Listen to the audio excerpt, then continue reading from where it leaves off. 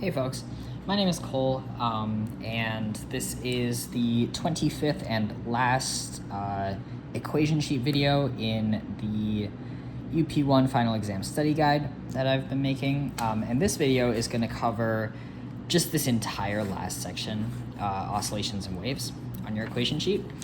And the reason that this video is covering so much is legitimately because I do not have as fundamental an understanding of the derivations of oscillations and waves as I do for the other components of University Physics 1. So what I'm going to do for this video is it's going to be a bit of a longer video, but I'm just going to go through kind of everything on this very last section of the equation sheet, how I understand it to the best of my ability. It's going to be a little bit of an equation dump, but I'm going to try to organize it a little bit better. And that's the extent to which I can help you prepare for this exam as your LA with my current knowledge and you know, prowess as a physicist. If you want extra help regarding oscillations and waves, good people to go to would be Dr. Ferrante, who is a very, very adept physicist at waves. Also, Dr. Chabot teaches UP2 and is very good at waves. So you can reach out to people. You can contact other LAs who might understand things better. But this video should this should get you through the exam. You know, I don't not know how to do waves. I just don't know how to derive waves in a way that's satisfying for me to share with you. So yes, if you want more information about why these equations are true, reach out to your faculty member. But for now, this is what we're going with. So the first thing we're going to talk about is simple harmonic motion.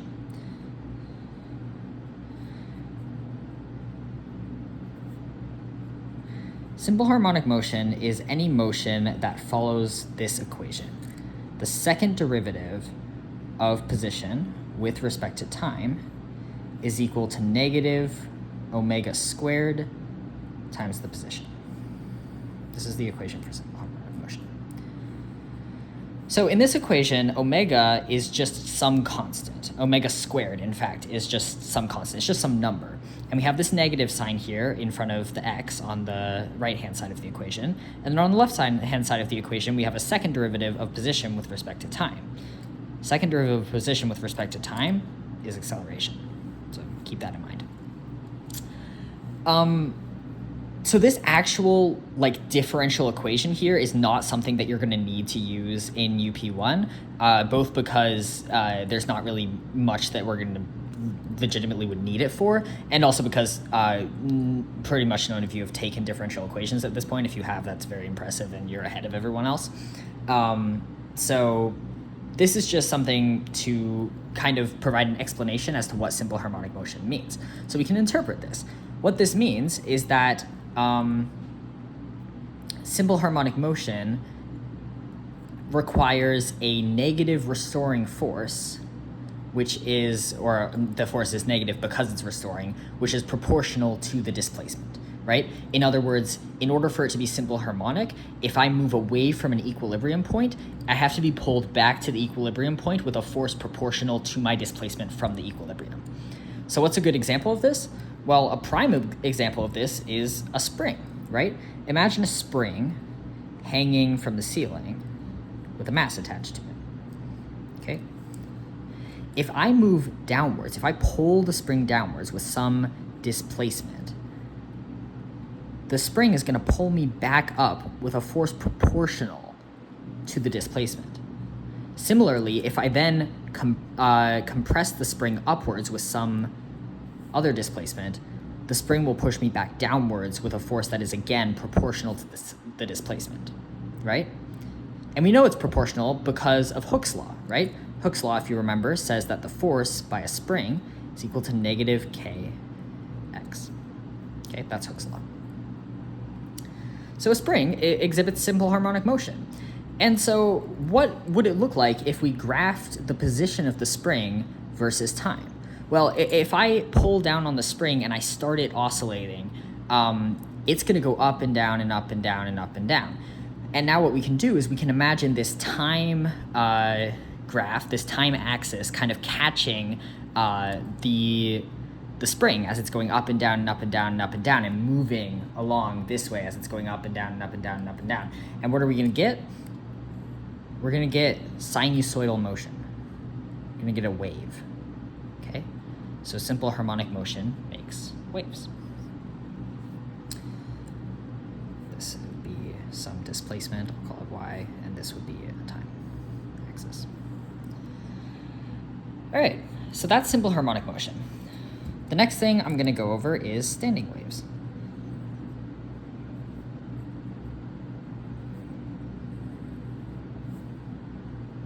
Before I go over standing waves, though, I do want to define a few terms. So let me actually erase this. Let me go back to our wave here. For a wave, the period, which we call t, is the time for one full oscillation. So that's going to be peak to peak, node to next node, or trough to trough. And the frequency, denoted by a lowercase and cursive f, is the number of oscillations per unit time. Okay? There's a relationship between period and frequency. One of them is in seconds, and then frequency is in 1 seconds, which we also call hertz. So period is equal to 1 frequency, and also frequency is equal to 1 period. So these are two equations that are going to be helpful. This is measured in seconds, and this is measured in hertz, Hz. Okay. Now we can move on to standing waves. So standing waves are waves that are reflected back upon themselves and held at both ends, and they form this kind of like melon, kind of like double helix shape. So basically the wave goes forward like this, and then it reaches the end at some point, and when it reaches the end, this is a fixed end, so it's going to reflect back the opposite way, and it's going to form this shape. Okay, so your professor probably showed you examples of standing waves in class. This is what one looks like when you draw it out, and you can count the number of nodes and antinodes. This on a graph is called a node, or pardon me, this is an antinode, and this is a node. And you can count the number of nodes and antinodes to figure out kind of the harmonic that you're on. Do you have the minimum number of antinodes? How many antinodes more than the minimum do you have? These are all things that may show up on the exam, but I'm not as worried about them. Do a few practice problems with them, it should become intuitive. What I want to worry about is the equation for a standing wave. For x of t, the position of the standing wave with respect to time. And that equation is x of t is equal to a cosine omega t plus phi. Okay? So this is the solution to this differential equation for the wave, specifically for a standing wave. And we can interpret this by defining the variables. So a is the amplitude. That's how high up the wave goes. That's this value right here. That's a. Okay? It's a cosine graph. Omega is called, here, let me box this because it's a formula. Omega is called the angular frequency. Now, this is not to be confused with the angular velocity in the rotational motion unit that we just finished. Different omega. Some people say omega naught just to avoid that confusion. Either one works just as long as you know that you're talking about a wave angular frequency and not an angular velocity of a rotating object. Okay, so the angular frequency, what does that denote? Well, we can see that that's like, it's a coefficient of t. So what the angular frequency denotes, or what it represents, is how quickly is this wave cycling through its sine, right? It directly corresponds to the period, right? right? The same way that if you were to have like a sine graph and you did like sine of theta versus sine of theta over 2, sine of theta over 2 affects the period. So the angular frequency affects the period. How does it affect the period? Well, with this relationship. Omega is equal to 2 pi over t. That makes a lot of sense. That's just what we did with this, right? The period of this one would be 4 pi, because it's 2 pi over 1/2. And then we can also write this equation as omega is equal to 2 pi f because of this relationship up here. Okay. There's one more thing that we can do with standing waves, and the thing that we can do with standing waves, as well as every other wave equation, is we can derive it. We have an x of t function. So because we have an x of t function, we can find v of t. V of t is the derivative of x of t with respect to time. And when we derive cosine, we're going to get negative sine. And we're also going to pull out this omega because we're deriving with respect to t. And this omega is a coefficient of t within the cosine. So the thing that we're going to end up getting when we derive a cosine omega t plus phi is negative a omega sine omega t plus phi. Okay, that's the velocity with respect to time. If we want to find the acceleration, we just have to derive it again.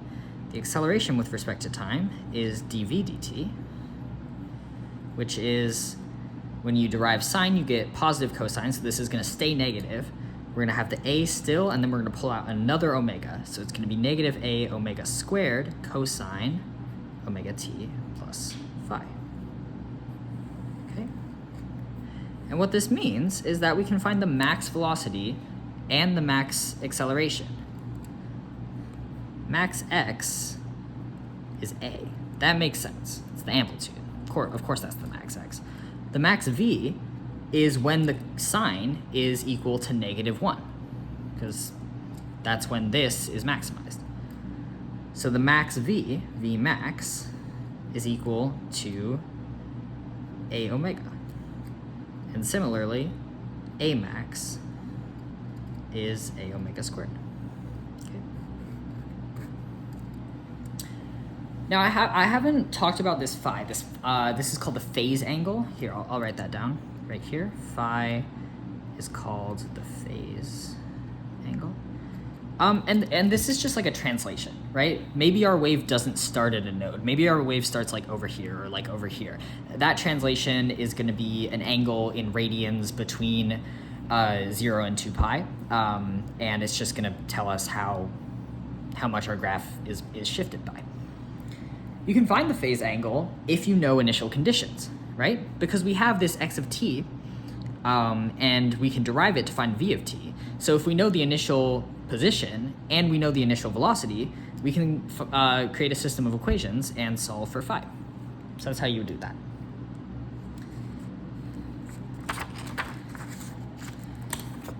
The next thing I want to talk about is going to be traveling waves.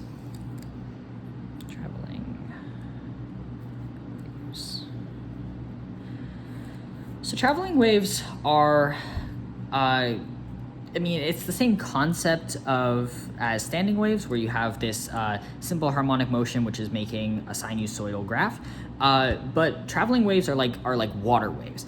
They oscillate and they also move with some tangential or translational velocity, right? So traveling waves are going to look more like your typical sine graph.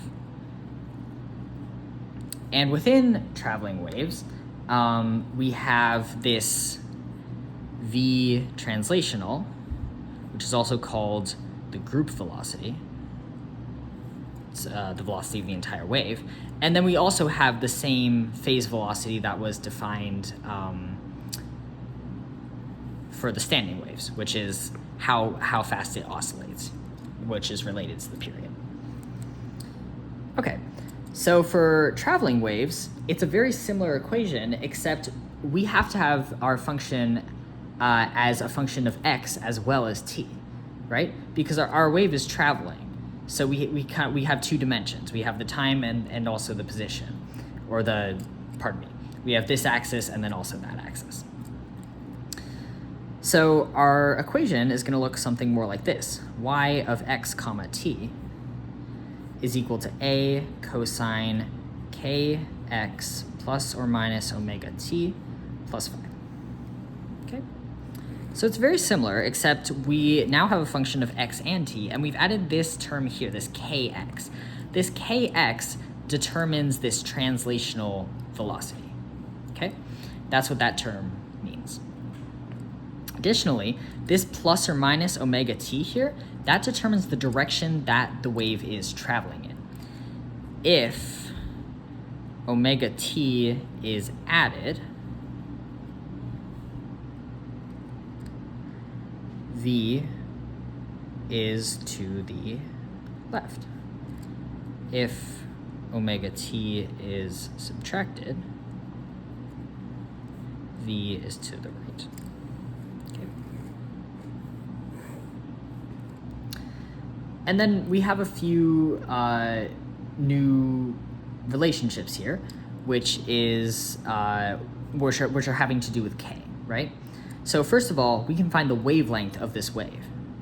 We can find the wavelength through k. We can say that k is equal to 2 pi over lambda. This is not an equation that I know how to derive. So I'm just going to write it down, and I'm going to ask you to trust me.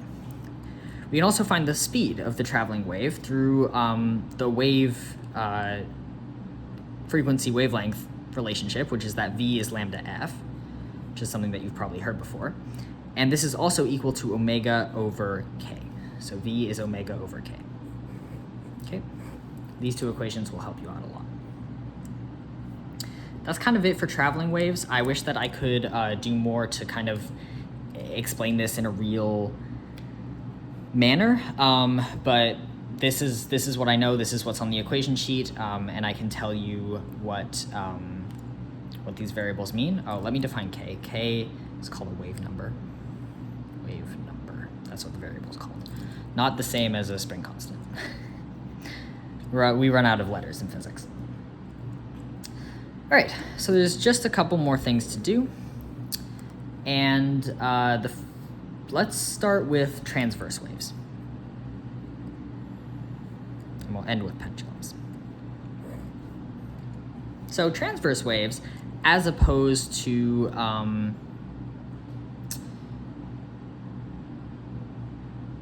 longitudinal waves, are waves that look like this. This is a transverse wave. It's a wave that travels up and down perpendicularly to the direction of motion, right? So if the direction of motion is that, then the transverse wave, the actual points on the wave, they travel up and down like the spring oscillating up and down like that. That's transverse. Longitudinal waves, they travel in the same direction as the velocity. So I don't really know how to represent this too well, but it's going to be something like like that, going back and forth in the same direction as the velocity. The only types of physical waves that are longitudinal are sound waves. Sound waves are longitudinal. On a string. So imagine I have a string, and it has some linear mass density and some tension. I can find the speed of any transverse wave on that string through this equation. V string, this is how it's written on your equation sheet, is equal to the square root of the tension over, we're going to call the linear mass density mu. On your equation sheet, I think they actually write it out. I think they say V string is equal to the square root of tension over linear mass density. This is yet another equation that I just simply do not know how to derive, and perhaps I would spend a few more resources trying to figure out a derivation if it weren't 5 in the morning and I have 5 finals to study for. Again, I apologize, folks. Finishing this off, we're going to finish with pendulums. There are 2 types of pendulums. There are 3 types of pendulums, let me say. No, there are 2 types of pendulums. Pardon me, guys. There's a rigid pendulum.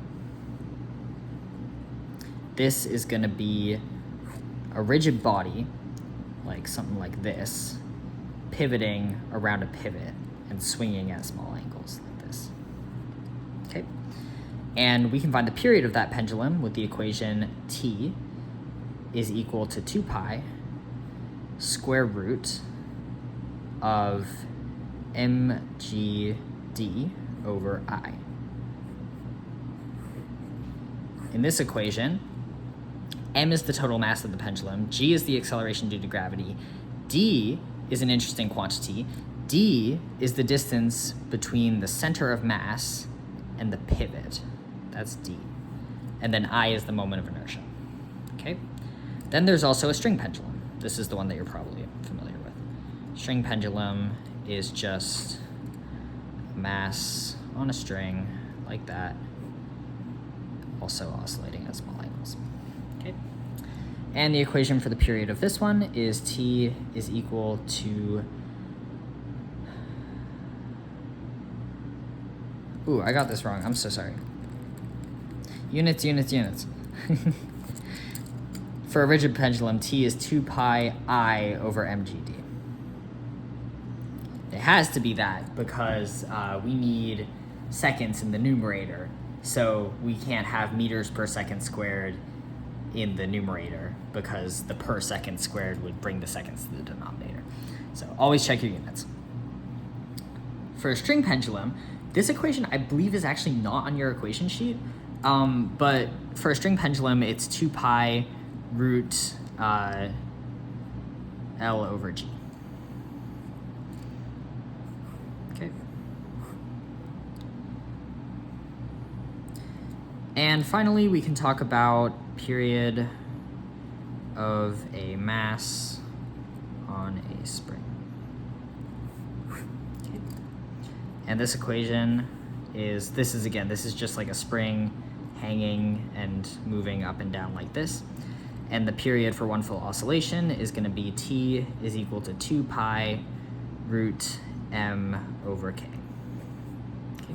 Where k is the spring constant and m is the mass on the spring. And one more note, for these two pendulums, or for this pendulum at least, for the rigid pendulum, omega is going to be equal to obviously 2 pi over t, which is going to be square root of mgd over I. And for this one, omega, once again, 2 pi over t, which is going to be root k over m. And this is a very important quantity. This being equal to omega, you're going to use that a lot in the future. All right, this is what I have for oscillations and waves. I'm sorry that it's not as thorough as some of these other videos have been. But once again, if you have questions, please reach out to your professor or the professor of a different class, someone who you think would be able to help you. And additionally, I will be posting or sending out a sheet with like what all the variables mean in equations, and maybe that will help you kind of interpret these equations in a more organized manner in a table that you can look at. But for now, this is all I have for oscillations and waves, and I hope that this kind of organized things a little bit, even if it didn't maybe help you understand the derivations behind things.